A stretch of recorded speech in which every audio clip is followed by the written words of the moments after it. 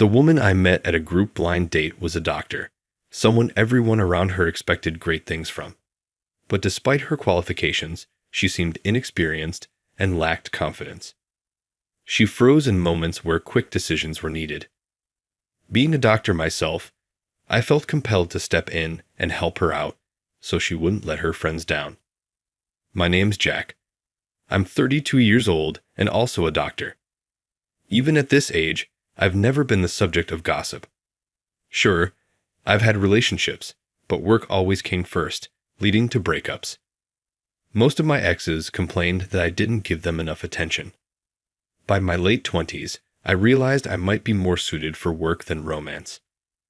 Early on, I felt a bit empty seeing everyone around me getting married and having kids, but now I'm able to separate myself from all that. I focus on work and study every day, driven by the desire to save as many patients as I can. My family back home is pretty laid back, so there's no pressure about marriage. I'm thankful for the environment I'm in, and all I could think about was becoming self-sufficient as soon as possible. So when old high school buddy invited me to a mixer, I wasn't interested. I was going to decline, but they were one person short and really needed me to fill in. Reluctantly, I agreed.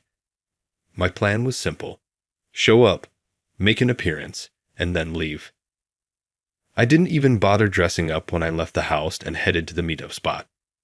Hey everyone, long time no see, I said as I arrived, realizing I was the last one there. Seeing old friends after so long put a smile on my face. Becoming an adult meant we didn't see each other often, so reuniting with them at this group date was a pleasant surprise. Even though I wasn't keen on going at first, that moment of reunion made me glad I came. We caught up with old stories and updates on the way to the restaurant, and it felt like we were back in our college days. I was having such a good time that I almost forgot the main purpose of the evening. We got seated and waited a few minutes for the women to arrive. The mood shifted as soon as they walked in, all cheerful and introducing themselves with a "nice to meet you." I could sense my friends silently praying for a meaningful connection as we entered the restaurant. I found myself quietly rooting for them too. After ordering drinks and making a toast, we started introducing ourselves. I'm Jack. I work in corporate, I said. I had arranged with my friends beforehand to give a different profession. It's not that I'm embarrassed, but saying I'm a doctor often leads to a lot of questions and can be a bit overwhelming. Hi, I'm Sarah. I work as an internal medicine doctor. I was taken aback to hear that amongst us was a fellow doctor. The seemingly reserved woman ordered a non-alcoholic drink and had her cell phone face up on the table. I also kept my phone out in a similar manner, always on alert for emergency calls. So I could tell that Sarah wasn't lying when she said she's a doctor. My buddies would tell me, "Come on, have a drink for once," but I just smiled and brushed it off. The moment Sarah mentioned she was a doctor, she became the center of attention, getting bombarded with questions. "I'm just a nervous in name only," she answered, looking modest or perhaps a bit apologetic. Yet, Sarah's friends seemed proud to have a doctor in their group, boasting about her as if parents would about their child's profession. I'm a doctor too, but I don't yet feel confident in my abilities, so I often avoid mentioning it in front of strangers. Sarah must have an honest and straightforward personality. I felt a tad sympathetic watching her be praised by her friends for being a female doctor and seeing her respond with a troubled smile. My buddies seemed to be growing fond of Sarah, their gaze fixated on her. Anyone could tell Sarah was beautiful, kind, and gave off a delicate vibe, and her humble demeanor probably made her even more likable. I wasn't drawn to her romantically, but I felt a kinship with her as a fellow doctor. Many female doctors at my workplace were strong-willed, had a high society vibe, and were quite snobbish. My alma mater was a state university in a place like Idaho, but my current hospital is affiliated with a private medical college, so there are many young female doctors. Hearing their conversations, there are a lot of things I don't quite understand. Their values clearly clash with mine, and coming from an average family, I often feel out of place. I've always had difficulty connecting with such women. I sensed none of that vibe from Sarah in front of me. As the night went on and we all loosened up with some drinks, the ambience in the bar suddenly shifted. "Sir, are you okay?" The distressed call of the store clerk was followed by the sight of a fallen man just beyond the open door. I immediately stood up and approached the man. I informed the clerk that I'm a doctor and diagnosed him with acute alcohol poisoning, instructing her to call an ambulance. From behind, Sarah, pushed forward by our mixer friends, came toward us visibly shaken, clearly not accustomed to such situations. Her hands trembled, taking too long to decide and seemingly on the verge of panicking. I reassured Sarah, "It's okay. I'm actually an emergency doctor. I've been through this many times. Stay calm. Let's first get him into a more comfortable position." I whispered that softly to her. Though surprised, Sarah nodded and followed my directions, turning the man to a safer position and making sure his clothing wasn't restricting him. I asked the clerk for a blanket to keep him warm. Fortunately, he was still breathing. Basic first aid seemed to suffice as we awaited the ambulance. No matter how many times you face emergencies outside the hospital, you never really get used to it. Thankfully, it wasn't more serious. Looking down with regret, Sarah replied, "I couldn't do anything," tears streaming silently. Earlier at the mixer, she had shared that she's working at a big city hospital. Judging by her age, it seemed she had limited experience. She had graduated top of her class, and it seemed everyone had high expectations of her because of it. Earlier, Sarah had said, "Struggling, I can't let everyone down." Saving lives but feeling the need to constantly meet others' expectations. I think that's wrong, but I also understand that it's not solely Sarah's fault that she feels this way. I don't care about titles and rarely talk about my profession. Perhaps because of that, people even say things like, "Oh, right, Jack was a doctor too." They even made such rude remarks. The contrast between me and Sarah, but seeing her cry out of frustration, it moved me too. I remember having a time like that myself, and I knew firsthand just how painful that kind of regret can be. "Sarah, you're really something." After the man was taken away in an ambulance, Sarah hesitantly began to speak to the friends who had rushed over. "I didn't really. Thanks to your precise instructions, he was saved." She was about to say she hadn't done anything, and I interrupted her. I looked up to meet the surprised eyes of Sarah. Her friends were hounding her, saying, "You did great." Sarah looked at me as if asking why, but I figured she just didn't want to let her friends down. From Sarah's bag, a medical reference book was peeking out. Despite being a newly published edition, it was tattered and full of sticky notes.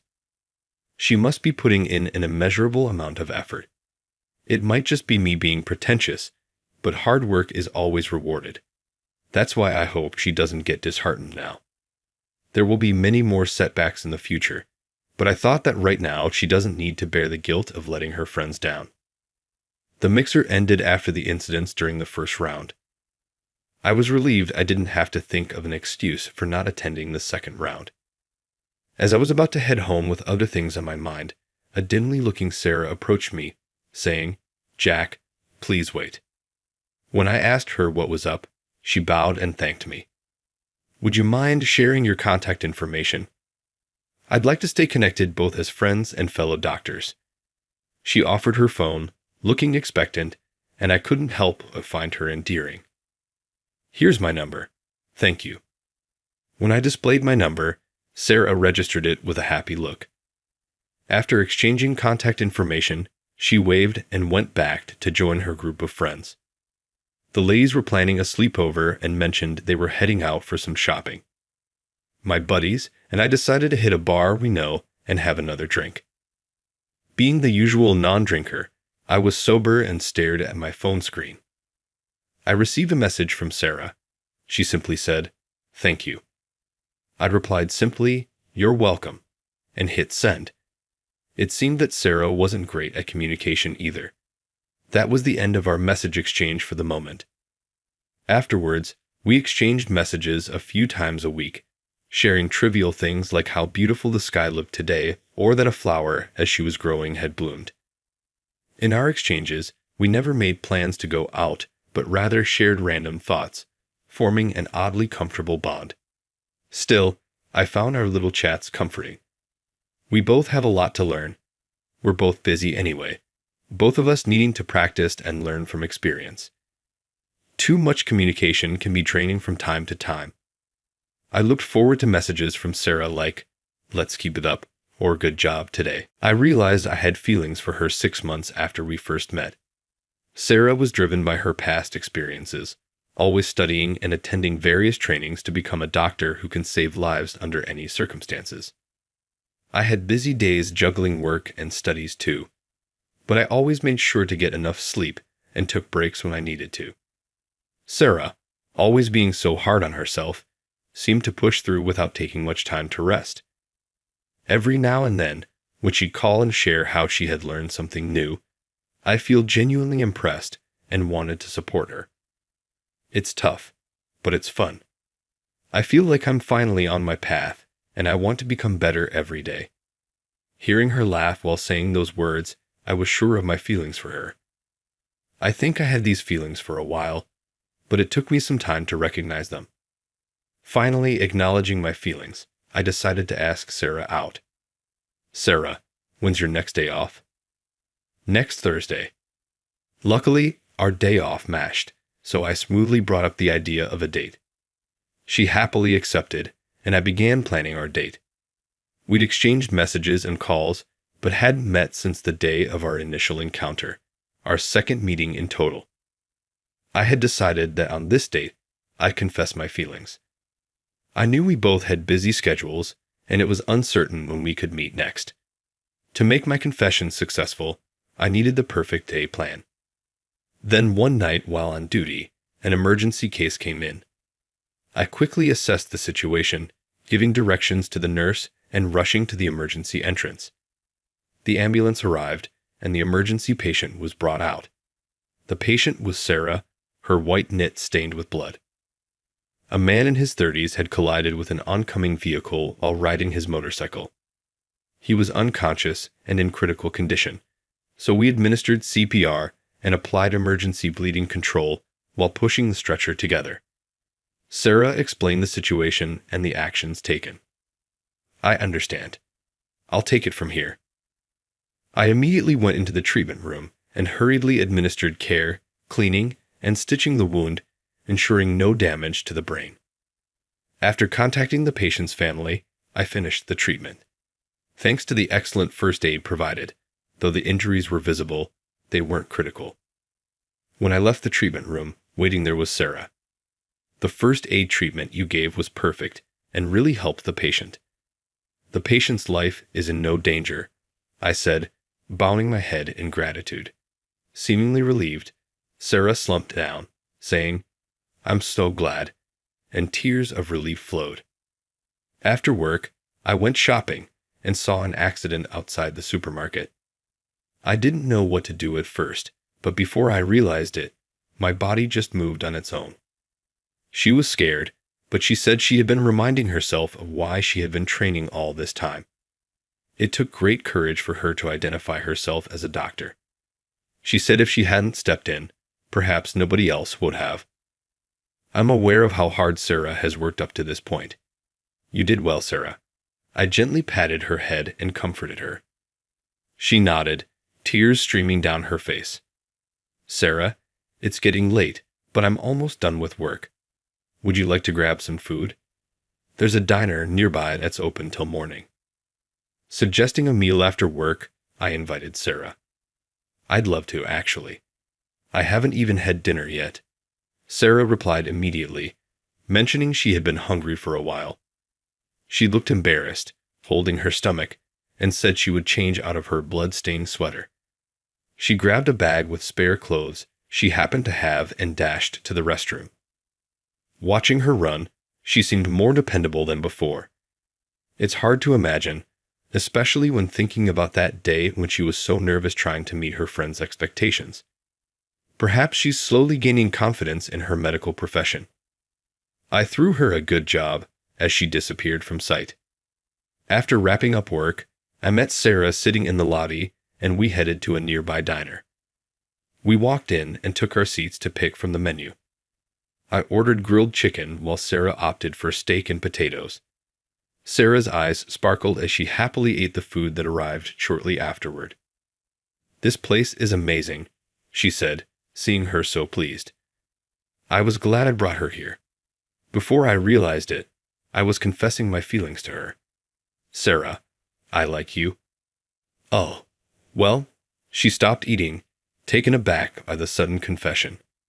Originally, I had planned to confess during our planned date, a perfect setting I had in mind. I was equally startled, wondering why I had blurted it out now. But what's said is said. I had to convey my true feelings. "I admire your hard work, how you always give your best toward your goals. Even the casual texts or the trivial phone calls, I cherish them all."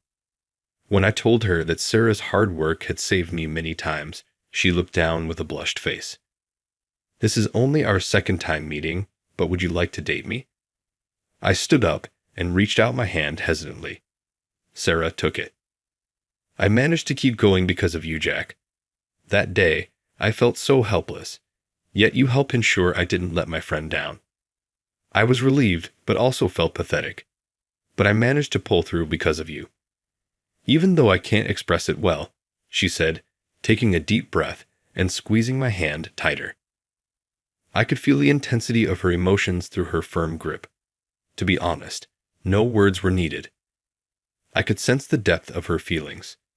"So, I like you too, Jack. If you're okay with someone like me, I'd be grateful." Her humble attitude, unchanged since we met, is so like Sarah. My affection for her only grows. And just like that, during our second meal together, our relationship began. Despite our busy schedules, we made time for each other, going on numerous dates. Sarah always said she needed more experience and knowledge, pushing herself harder every day. Inspired by her, I've been attending more training sessions and studying every day. I was worried I might make her feel lonely, like in my past relationships, but surprisingly, Sarah isn't the type to feel left out easily.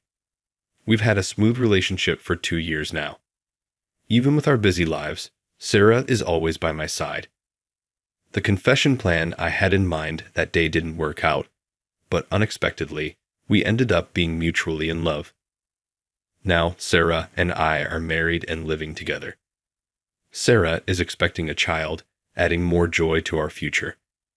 Both of us, with our unending passion for our careers, continue to push and inspire each other every day. After her maternity leave, Sarah's considering switching from internal medicine to emergency medicine. I used to immerse myself in work, thinking I wasn't cut out for love. But now, meeting someone with whom I can share happiness and grow together feels like the greatest blessing in life. I'm determined to work hard to protect this happiness in the future.